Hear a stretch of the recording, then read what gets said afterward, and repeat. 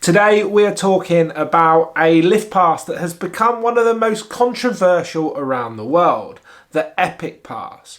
Whether you are hearing about staff going on strike over pay, the locals being unhappy about the next ski resort that has just been swallowed up by Vail Resorts, there always seems to be a negative spin around the Epic Pass. But that's not the story that I'm here to tell you today.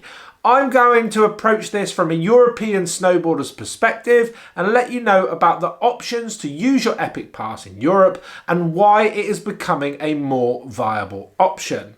So, if the Epic Pass is of interest to you, whether you are an American skier looking for that dream European trip or a European skier looking for a lift pass which is going to give you access to some of the best resorts across Europe and the world, and you want to make value out of it, this is the video for you.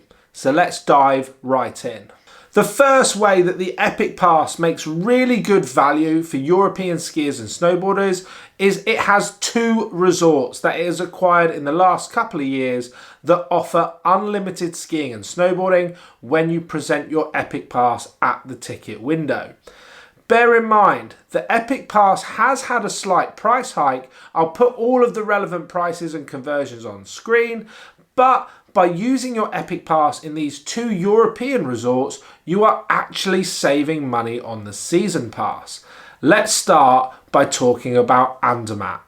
Andermatt is one of the best experiences that I have had on the Epic Pass. It is a really improving Swiss ski resort with great transport links into Zurich and other major transport hubs. Getting to and from Andermatt is really simple and the terrain there is epic. So heading to the Gemstock offers you the opportunity for some pretty insane freeride, and across in the area that spreads between Andermatt, Sudrun and Disentis, you have got some really nice intermediate terrain which is great for cruising.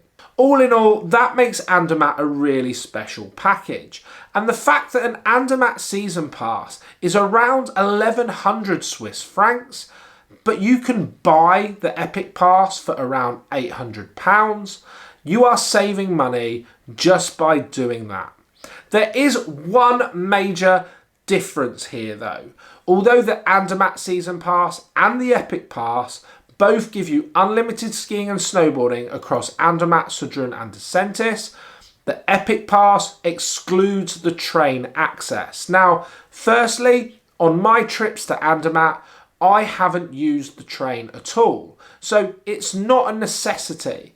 But if you want to add it on, you can either book by the week or you can pay a price for the season. Both of those numbers, as of today, are on the screen for you.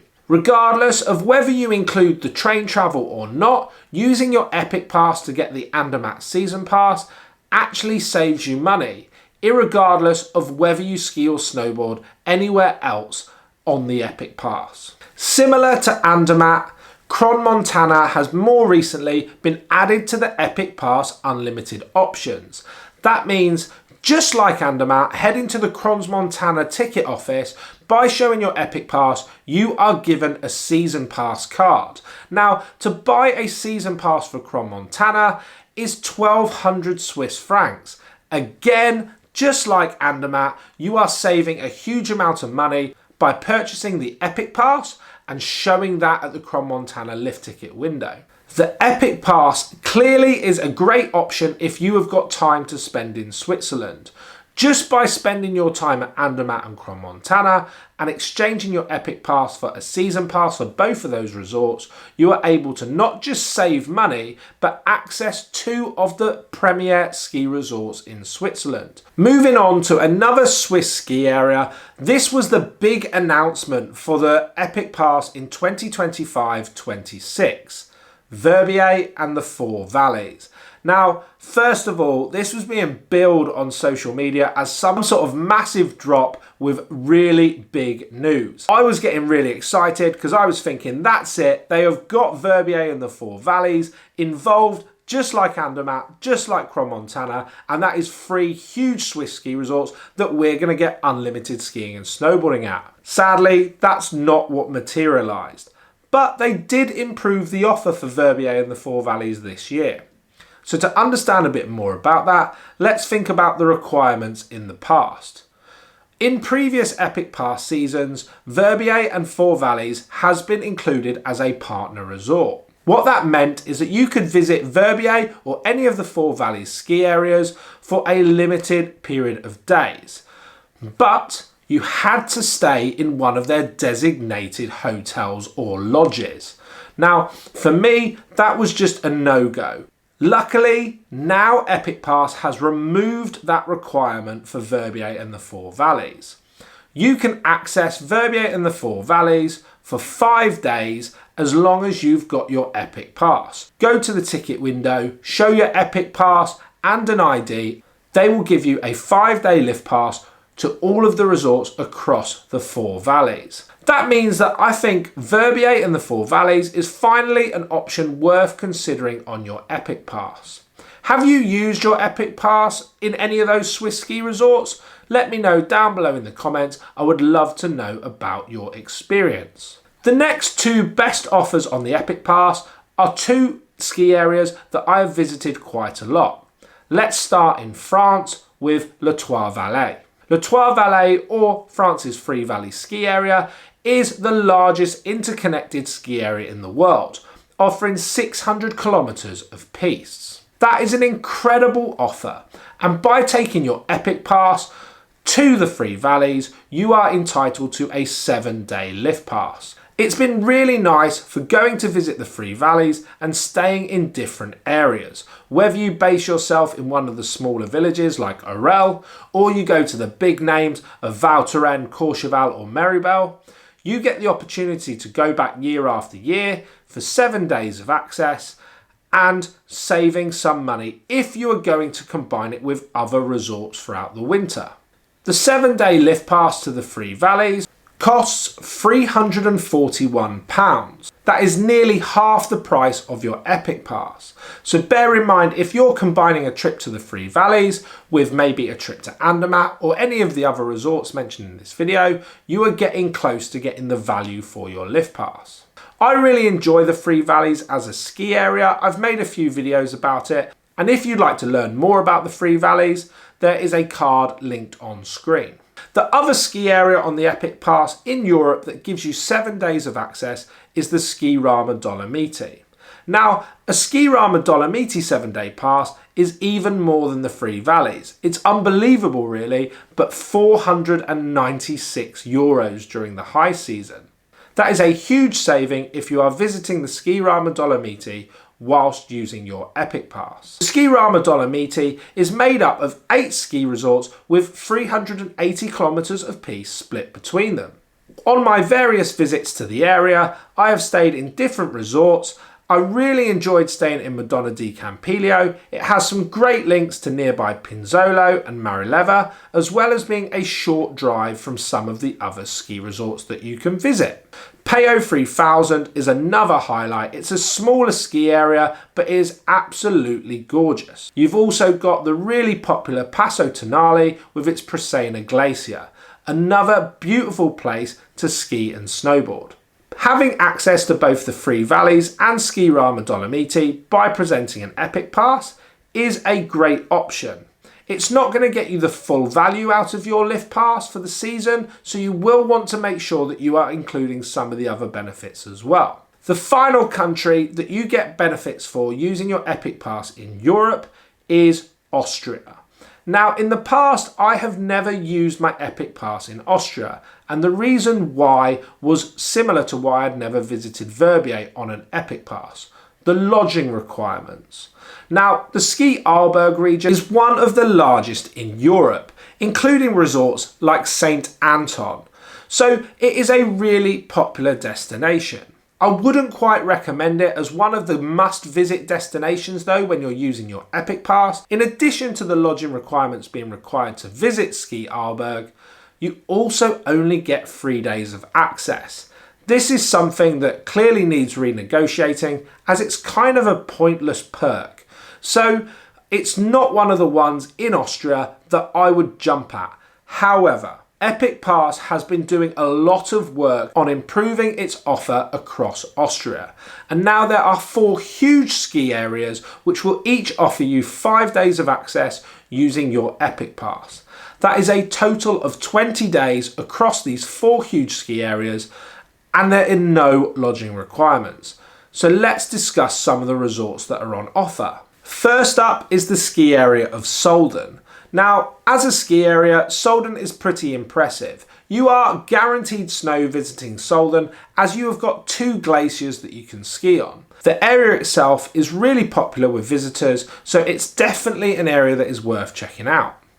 Similarly, the big names of Meierhofen and Hintertux combine together on the Epic Pass to get you another 5 days of access. Again, you have access to the Hintertux Glacier, which is another option for guaranteed snow. In Austria, you can also access Silveretta Montafon using your Epic Pass, again for 5 days. And then you've got Saalbach and the Ski Circus area. That is quite a lot of skiing running across those 4 different ski areas, with access now possible on the Epic Pass. So let's just put together a 20-day road trip through Austria. It sounds pretty amazing, right? Being able to split your time between these different resorts, that is a really interesting way to get some value out of an Epic Pass. It's definitely a trip that is on my mind for the future.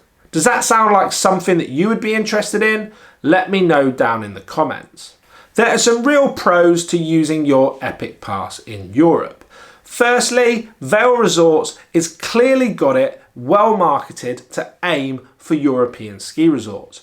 Over the past couple of seasons, they have continued to improve their offer here. That is a focus which I don't think is going to change anytime soon, so it's really interesting to see what is going to happen for the European skiers and snowboarders in regards to their Epic Pass access. As a European snowboarder who is really happy to go and visit resorts like the Three Valleys, Andermatt, but still have the option to go and take a trip to Lake Tahoe, that is where the real beauty of the Epic Pass comes in. You've got the option to use the big Swiss resorts like Andermatt and Crans Montana for the majority of your skiing throughout a winter. You can take trips for maybe a week to France or Italy, or a slightly longer one now to Austria. But you could also go across to North America and make the most of some of those big name ski resorts. As a European skier or snowboarder, that clearly has to appeal to someone who is looking to ski for multiple weeks during a winter.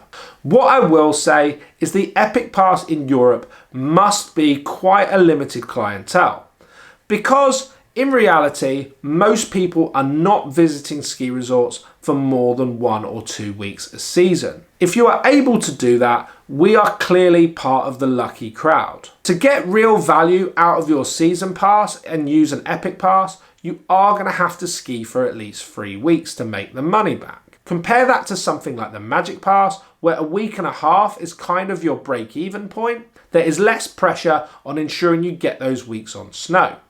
It's also worth considering that in some of these European ski resorts, because they are premier, the accommodation prices are premier as well.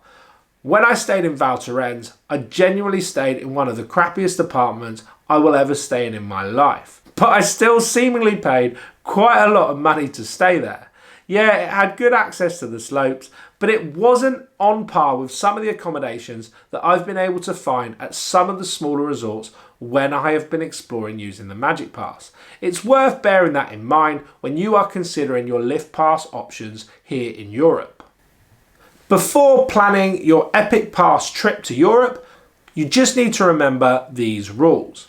Firstly, you will need your Epic Pass. In some resorts, that has to be the hard ID card. In others, you can actually use the digital app on your phone to present your Epic Pass. You will still need a valid ID, a driving license or passport, to be able to receive your pass privileges. Be sure to check the website before you travel to find out exactly what you need to present at the window. It's also worth noting that when you arrive at the ticket window and you present your ID and get your pass, you will normally be charged a nominal fee. That's for the local area key card. Now that's just a plastic RFID card which is used to access the lifts, because your Epic Pass card will not work on the European lifts. Now this nominal fee is normally around €5 or 5 Swiss francs, and it is fully refundable if you return the card at the end of your trip. However, I know most people just opt to keep the lift pass as a little bit of a souvenir of their trip. Overall, I think the Epic Pass is a good option for European skiers and snowboarders who are going to ski for more than 3 weeks. If you've got the opportunity to get out into the Alps for that long, you can have some really good options here. As discussed, the idea of that 20-day road trip or train trip through Austria to all of those 4 ski areas, that seems really appealing to me. Equally, if I was going to base myself somewhere for a season, maybe doing half a season at Andermatt and half a season in Crans Montana, that would be really cool to have a season pass and be able to explore both. What are your thoughts? Do you think that the Epic Pass is actually a viable option for European skiers and snowboarders? Be sure to let me know. I hope that the information in this video has been informative, and I will be back soon with another one. As always, if you've got any questions, let me know down in the comments. If you found value in it, you can always like and make sure to subscribe, and I will see you soon with another video.